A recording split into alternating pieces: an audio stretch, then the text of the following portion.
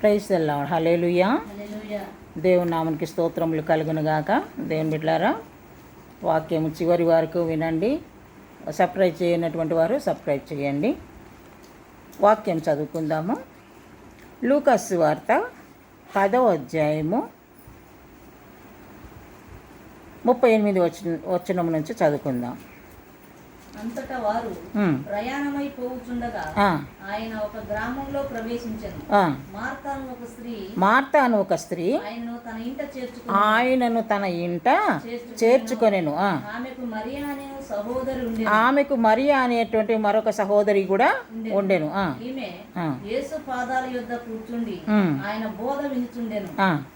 Martha విస్తారమైన పని పెట్టుకుంటా ఆయన వద్దకు వచ్చి, ప్రభువా, నేను ఒంటరిగా పని చేయుటకు నా సహోదరిని నన్ను విడిచిపెట్టినందున నీకు చింత లేదా? నాకు సహాయము చేయమని ఆమెతో చెప్పుమనెను. అందుకు ప్రభువు, మార్తా మార్తా, నీవు అనేకమైన పనులను గూర్చి విచారణ కలిగి తొందరపడుచున్నావు, కానీ అవసరమైనది ఒకటే. మరియా ఉత్తమమైన దాన్ని ఏర్పరచుకొనెను, అది ఆమె యొద్ద నుండి తీసివేయబడదని ఆమెతో చెప్పాను. Praise the lord. హల్లెలూయా. మరియా ఉత్తమమైనది ఎంచుకొనెను. హల్లెలూయా. దేవుని బిడ్డలారా, ఉత్తమమైనది ఎంచుకోవటము. చాలామంది వారి జీవితాలలో వాళ్ళకి ఇష్టమైనదే ఉత్తమం అనుకుంటారు. కానీ ఉత్తమమైనది ఏంటో మనం ఈ వాక్యంలో ఇప్పటివరకు చదివి ఉన్నాం. మార్తా అన్నటువంటి ఒక సహోదరి యేసయ్యను ఇంటిలోనికి చేర్చుకున్నది. ఆమెకు మరియా అనేటువంటి సహోదరి కూడా ఉండెను. ఇద్దరు కలిసి మరి యేసయ్యను ఆహ్వానించారు. మొట్టమొదట మార్తా యేసయ్యను ఇంటిలోనికి చేర్చుకున్నది. ఇంటిలోనికి యేసయ్య రాగానే మరియా ఏం చేసిందమ్మా? మరియా ఏం చేసింది? యేసయ్య పాదముల యొద్ద కూర్చుంది. హల్లెలూయా. యేసయ్య రాగానే యేసయ్య పాదముల యొద్ద కూర్చుంది. దేనికోసము? యేసయ్య బోధలు లేదా యేసయ్య మాటలు వినడానికి. దేవునికి స్తోత్రం. హల్లెలూయా. ఇవాళ రేపు చాలామంది సేవకులు ఇళ్ళల్లో దర్శిస్తున్నారు, ప్రార్థనలు అంటున్నారు, కానీ అక్కడ ఈ ముచ్చట్లు ఇక్కడ ముచ్చట్లు ఆ విధంగా తయారైపోతున్నారు బోధకులు. కానీ యేసయ్య మాత్రము దేవుని బిడ్డల గృహానికి వచ్చినప్పుడు ఆయన బోధ చేస్తాడని తెలుసుకొని మరియా ఈ దేవుని పాదాల యొద్ద కూర్చున్నది. దేవునికి స్తోత్రం. హల్లెలూయా. దేవుని మాటలు వినడానికి ఇష్టపడింది. దేవుడు ఏమేం మాట్లాడతాడో, ఈ దినం యేసయ్య నా ఇంటికి వచ్చాడు, మరి నా ఇంటికి వచ్చినందుకు యేసయ్య నాకు ఏ బోధ చేస్తాడో, ఏ వాక్యము చెప్తాడో, ఏ మాటలు మాట్లాడతాడో అనేసి మరియా చక్కగా శ్రద్ధగా ఆలకిస్తుంది. కానీ మార్తమ్మ మాత్రం ఏం చేస్తుందమ్మా? విస్తారమైన యేసయ్య వచ్చిండు కదా, ఏదో ఒకటి పెట్టాలి కదా, మరి అన్ని మసాలాలు చేసుకుంటూ, అన్ని మిక్సీలు వేసుకుంటూ, పలావ్ వండుకుంటూ, బిర్యానీలు చేసుకుంటూ కిచెన్ రూమ్లోనే వండిపోయింది. అంటే ఇంటికి వచ్చిన వాళ్లకు ఆతిథ్యము ఇవ్వాలన్నటువంటి మనసు కలిగింది. మంచిదే. దైవ సేవకులు ఇంటికి వచ్చినప్పుడు వాళ్ళని గౌరవించటము మంచిదే. కానీ అదే పనిగా దేవుని వాక్యాన్ని వదిలిపెట్టి కాదు మనం చేయాల్సింది. చాలామంది గృహ కూడికలు పెట్టుకుంటారు. అయ్యగారు అమ్మగారు ఇంటికి వచ్చిన తర్వాత ఏం చేస్తారు?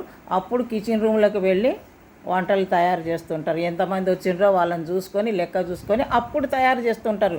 ఇక్కడనేమో అయ్యగారు అమ్మగారు పాటలు పాడేస్తారు, వాక్యాలు చెప్పేస్తారు, ఆమెనని అనేస్తారు. మరి వంట చేసుకుంటూ ఉన్నటువంటి కిచెన్ రూమ్లో ఉన్న వాళ్ళకు వాక్యము ఏమైనా బోధపడుతుందా? లేదు. ప్రార్థన పెట్టుకొని ఏం ప్రయోజనం వాళ్ళు కదా. దేవుని బిడ్డలారా, మరి వాక్యానికి మనం ప్రాధాన్యత ఇవ్వాలి.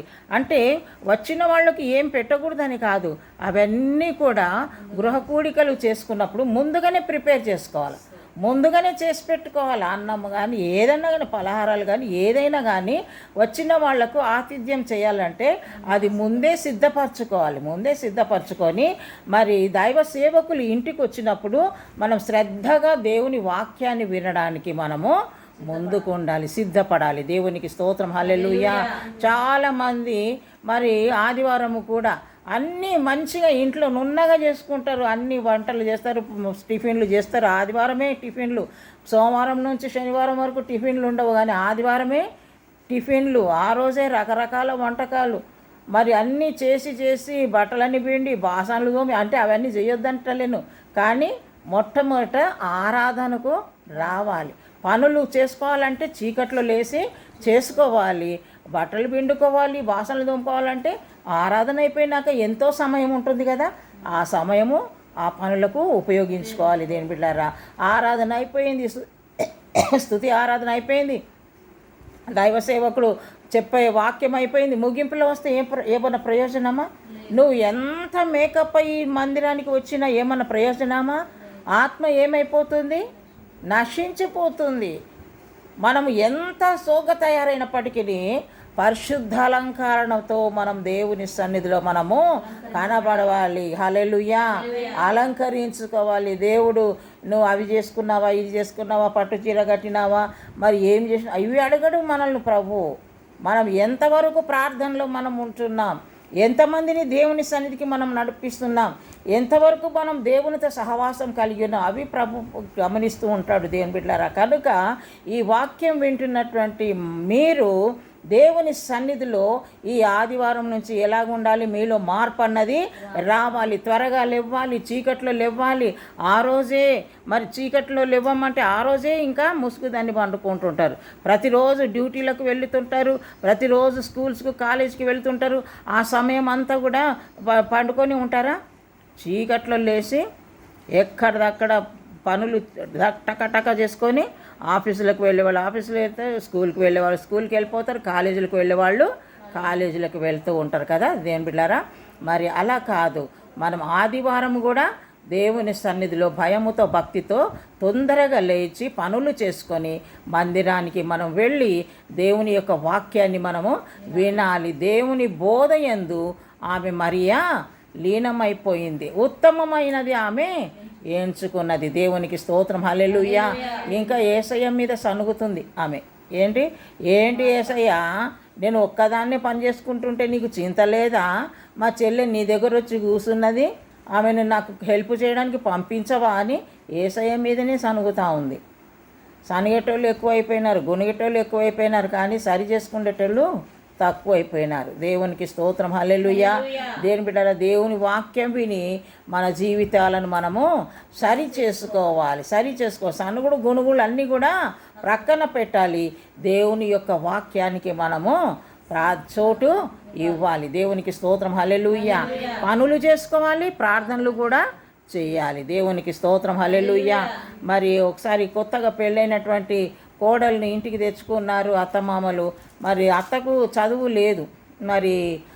లేదు కానీ కోడలికి కొంచెం అంతో ఇంతో అక్షర జ్ఞానం ఉన్నది కాబట్టి మరి పనుల టైంలో కోడలు ఏం చేస్తుందంటే బైబిల్ పట్టుకొని కూర్చుంటున్నది. బైబిల్ చదవడము లేకపోతే ప్రార్థన చేయడము. ఇక అత్త ఖుషి అయిపోతున్నది, నా కోడలు ఎంత బాగా బైబిల్ చదువుతున్నది, ఎంత బాగా ప్రార్థన చేస్తుంది. అది పని దొంగ. పనులు ఉన్నప్పుడే అది బైబిల్ ముందర పెట్టుకుంటుంది, పనులు ఉన్నప్పుడే మోకాళ్ళ మీద బోర్ల పడుతుంది అన్నమాట. పని దొంగ కాబట్టి అటువంటి పనులు చేస్తుంది. అటువంటి పనులు కూడా చేయకూడదు, పనులు చేయాలి, ప్రార్థన చేయాలి. అత్త ఖుషి అయిపోతుంది, నా కోడలు ఎంత బాగా ప్రార్థనలో గడుపుతుంది అనేసి. పాపం ఆమె ఒక్కతే పనులు చేసి అలసిపోతుంది, అలసిపోయి ప్రార్థన కూడా చేయలేకపోతుంది. ఇలాంటి ప్రబోధులు కూడా ఉన్నారు. ఇటువంటి వాళ్ళు కూడా యవనస్తులు స్త్రీలు ఎంతోమంది ఉన్నారు. కానీ అలా కాదు దేవుని బిడ్డలారా. దేవుని పరిచర్యలో ముందుకు సాగాలి, దేవునికి ఇవ్వవలసింది ఇవ్వాలి సమయము. మన ఇంటికిలో పనిచేసేదానికి పనులు చేసుకోవాలి. ఇంటికి వచ్చిన దైవ సేవకులకు అలాగే దేవుని బిడ్డలైనటువంటి సంఘస్థులకు ఇవ్వవలసినటువంటి ఆతిథ్యము ఇవ్వాలి. ఆ తర్వాత మరి దేవుని సన్నిధిలో మనము కూర్చోవాలి. దేవునికి స్తోత్రం, హల్లెలూయా. ఏది ఏమైనప్పటికీ దేవుని పేరట ఏది చేసినా దాని ఫలితం కూడా పొందుకుంటారు, పోగొట్టుకోరు. దేవునికి స్తోత్రం, హల్లెలూయా. అది మత్తయి రాసిన పత్రిక మత్తయి 10వ అధ్యాయము 42వ వచనంలో అక్కడ ఆ మాట రాయబడి మత్తయి 10వ అధ్యాయము 42వ వచనం.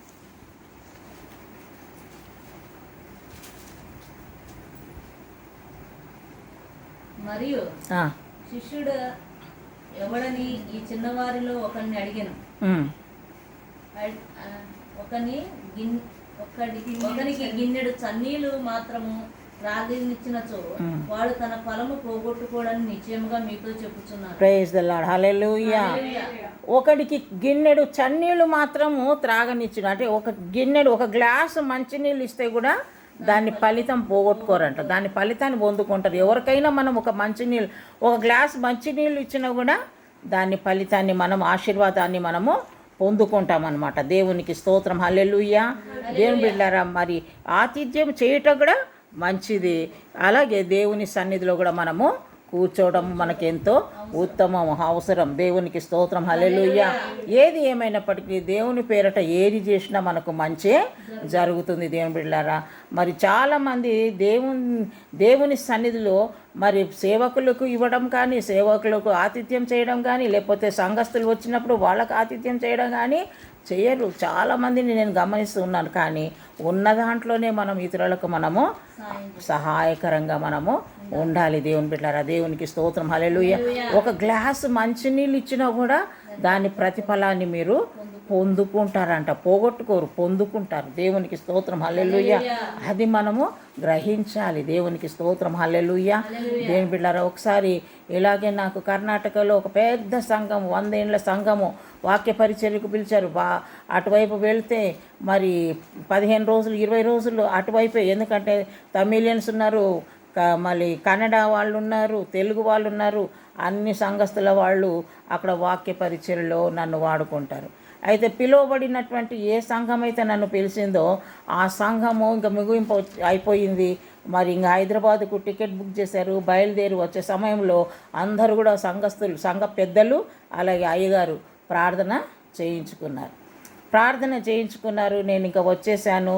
హైదరాబాద్కు వచ్చిన తర్వాత అక్కడి నుంచి ఫోన్ కాల్ వచ్చింది. అమ్మగారు ఏమైంది బ్రదర్ అని సంఘ పెద్దలు. అయ్యగారు ఏమన్నా గిఫ్ట్ ఇచ్చారా అంటే లేదు బ్రదర్, ఇవ్వలేదు. తర్వాత పాస్టర్ గారు ఫోన్ చేశారు. ఏ సంఘము వాళ్ళైతే నన్ను ఆహ్వానించారు ఆ సంఘం పాస్టర్ ఫోన్ చేసి, అమ్మగారు ఏంటి అయ్యగారు అంటే, మరి సంఘ పెద్దలు మీకు ఏమైనా గిఫ్ట్ ఇచ్చారంటే ఇవ్వలేదు, వాళ్ళు ఇవ్వలేదు వీళ్ళు ఇవ్వలేదు, దొందే. వాళ్ళకు తెలుసు వీళ్ళకి తెలుసు, కానీ అట్లా నటించారు. ఇంకా సరే ఇవ్వలేదు. ఇవ్వనప్పుడు ఫోన్పేలు ఉన్నాయి కదా, చేయలేదు. కానీ నేను ఏమాత్రము కూడా ఆయాస పెట్టుకోలేదు. ఎందుకంటే విత్తనం చల్లి వచ్చాను. అక్కడ విత్తాను అంతే. అక్కడ విత్తనాలు ఫలించాలి. దేవుని వాక్యం అక్కడ హృదయాలలో ఫలించాలి. అదే నా టార్గెట్ అంతే. దేవుని బిడ్డలారా, అక్కడ వెళ్ళేసి వాక్య పరిచర్య చేసి వచ్చాను. కానీ అక్కడ చేసిన పరిచర్యకు దేవుడు నాకేమన్నా బాకీ ఉన్నాడా? లేదు. మహా అంటే అక్కడ నాకు వెళ్ళినందుకు నాకు 20,000 వచ్చేనేమో అంతే. ఆ సంఘం నుంచి 20,000.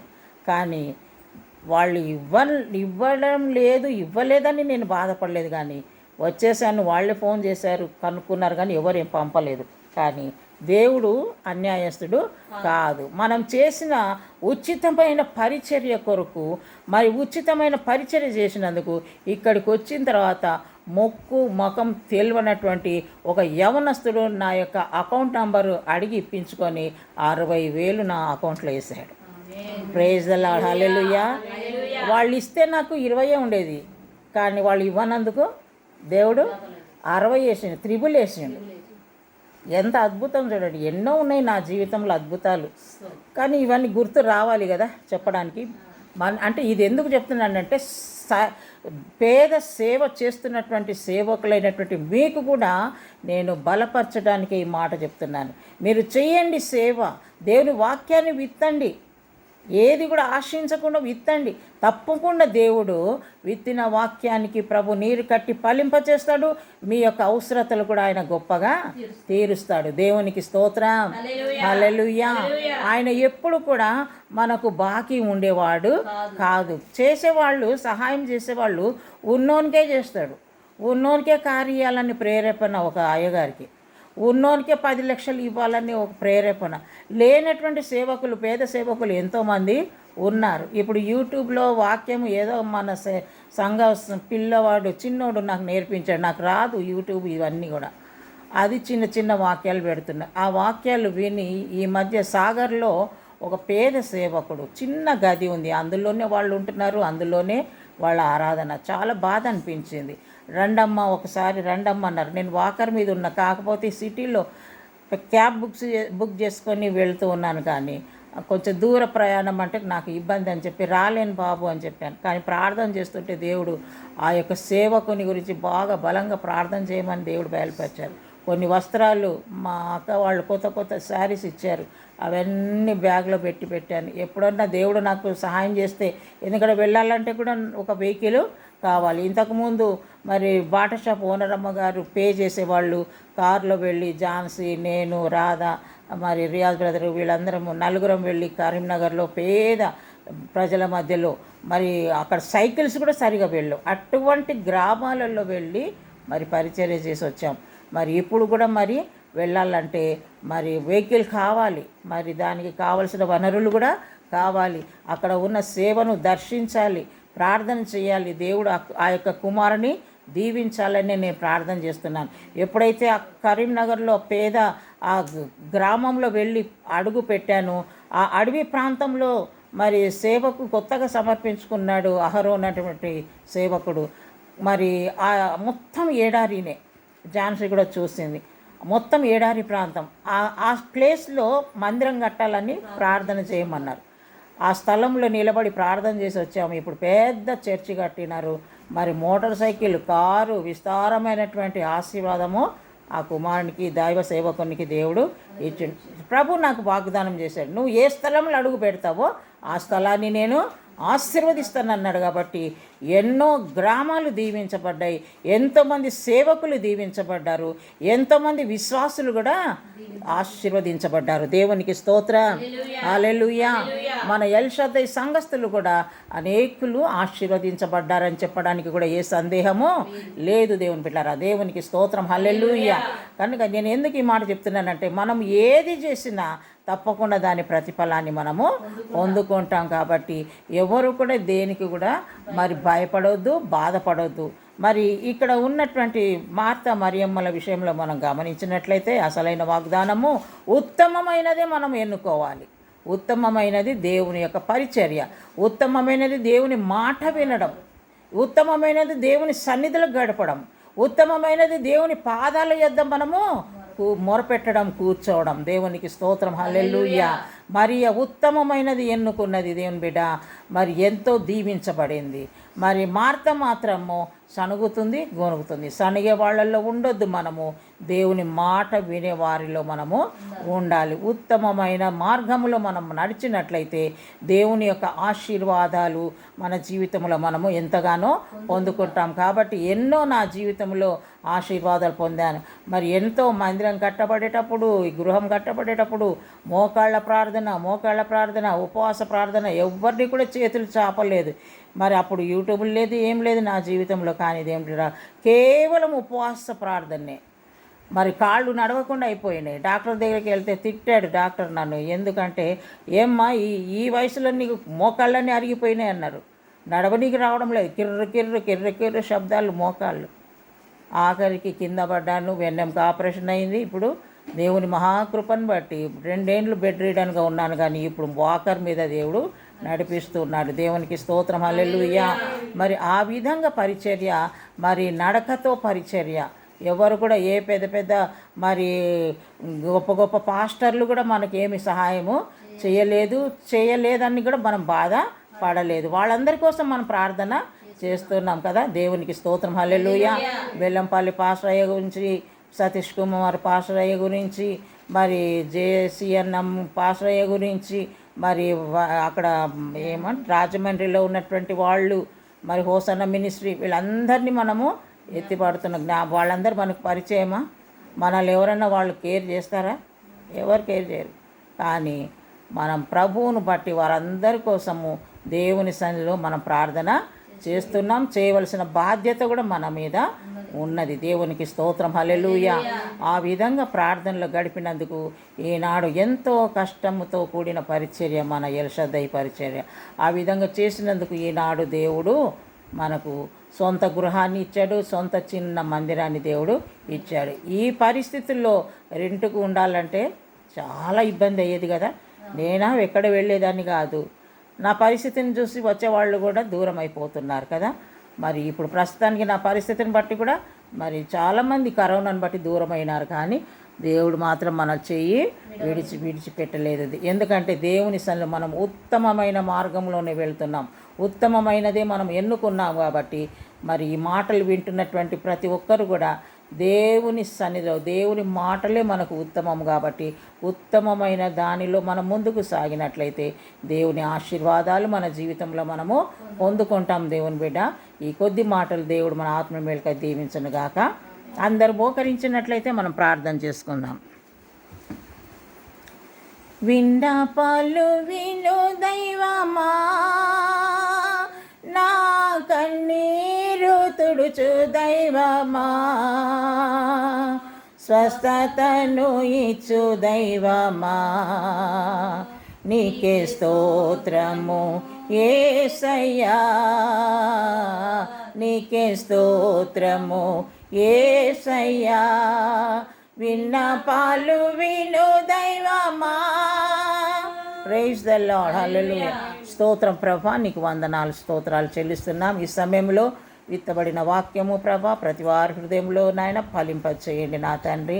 అనేకులు విన్న వారందరూ కూడా ఈ వాక్యం విని ధైర్యపరచబడి బలపరచబడి నీలో ముందుకు సాగుటకు నాయన ప్రతి బిడ్డకు సహాయము చేయమని, నీ దీవెనల చేత ప్రతి ఒక్కరిని నింపి నడిపించమని నజరేయుడైన యేసు నామములో ప్రార్థించి అడుగుతున్నాము తండ్రి.